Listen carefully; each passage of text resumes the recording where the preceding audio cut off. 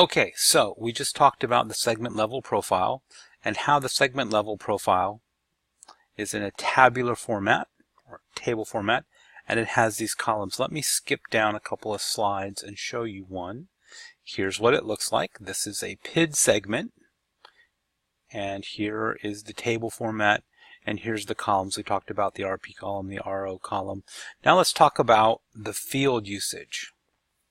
The usage of a field shall be defined using one of the following allowed values. R, required.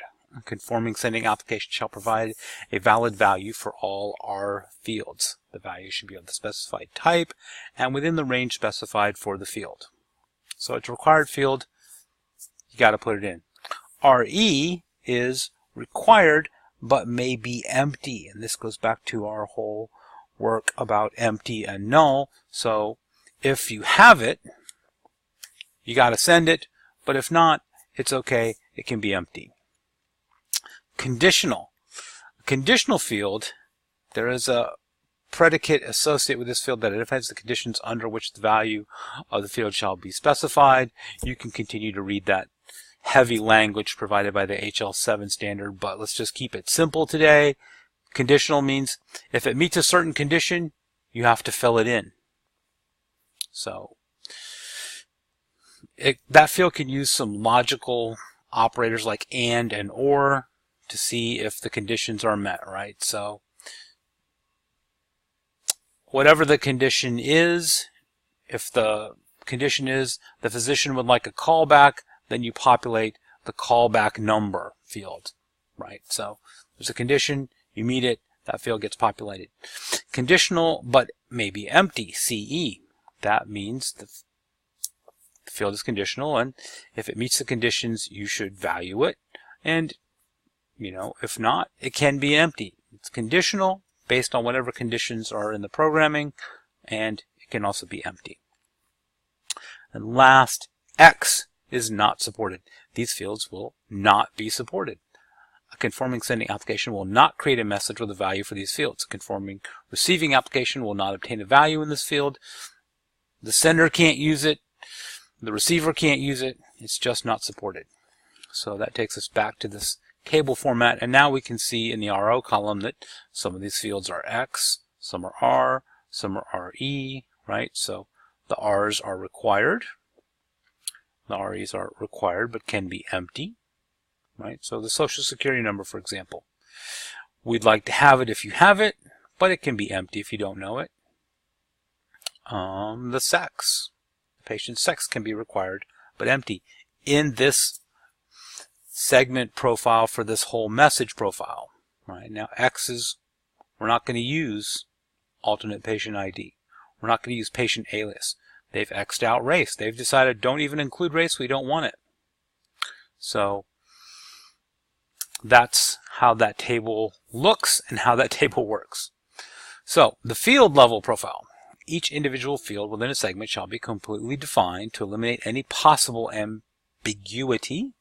In cases where HL7 2.0 field descriptions are unclear or ambiguous, a more precise semantic definition shall be specified.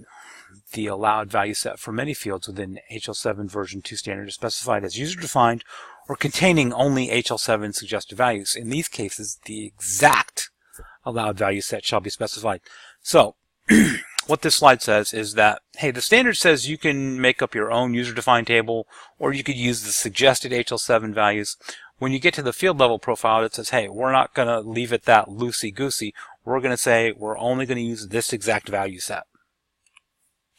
So let me give you two new data types. Coded entry, CE, type fields are specified as being populated based on coding systems. For each of these fields in a message profile, the specific coding system shall be identified. So these are coded entries. They come from some type of coding system.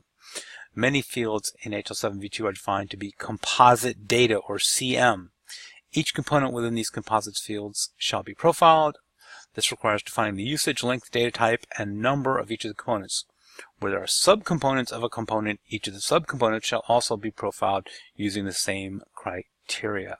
So the best example of a composite field is the patient's address. You're going to have numbers and letters, and you may even have a zip code. So you're going to have in the first part of the address where you have the numbers, that's going to be an NM data type. Where you have the name of the street, you're going to have a short text data type. And so all of that together would be a composite data or CM type. And then in the zip code field, assuming it's all together and not broken out separately, that would be a coded entry because it comes from zip codes, which is a coded system. It's a coding system. Zip codes use a coding system, so that would be a coded entry. So you might have NMSTCE in the subcomponents and components of a patient address field, and all that together would be a CM. An example of a field profile for a lab result message. Right, so OBX8, abnormal flags. This field is used to indicate the normalcy status of the result. This field shall be specified with a repeat count of 3. The first repetition shall specify the abnormal flag. Second, specify the delta flag. Third, the microbial susceptibilities. Right, so you have the abnormal flags. These are the values that can go in there. The delta flags, again, you have alpha and numeric.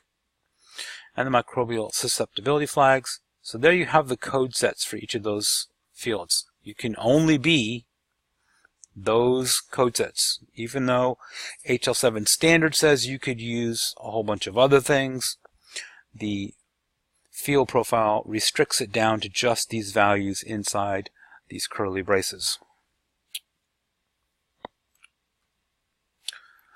The interaction model. The interaction model shall be included with the HL7 v2 message profile dynamic specification. This model defines specific interactions between the applications that support the message profile. The interaction model includes interaction diagrams that illustrate sequence of trigger events and resulting message flows between the sending and receiving applications. It's a picture of how it should all work. Okay, so here's the picture. The ADT system should send an ADT A01 to the clinical information system, and when the clinical information system gets an ADT A01, it should send back an AC A01. It's just a simple picture of how the interactions take place.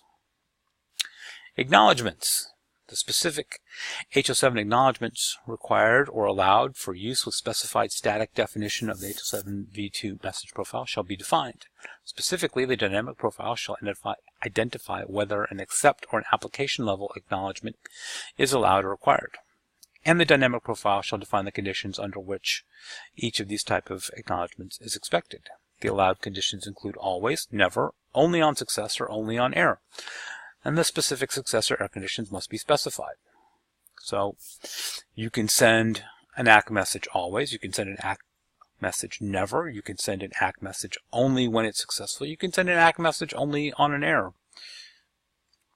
So let's run that whole thing back. Let's take a step back from all those tiny details and just remember that a message profile defines gray areas of the HL7 standard. A message profile is created for a specific usage, such as a patient admission, or it could be a lot of different usages. A message profile includes 3 things: the data to be exchanged, the format it will be in, if it gets an ACK, and the conditions under which it would get an ACK. A message profile defines both the structure of the message and the interactions between the systems exchanging the message. A message profile has strict definitions at the message level, segment level, and field level. A message profile document includes definitions, tables, and diagrams to communicate how the message profile will work. Thank you for watching.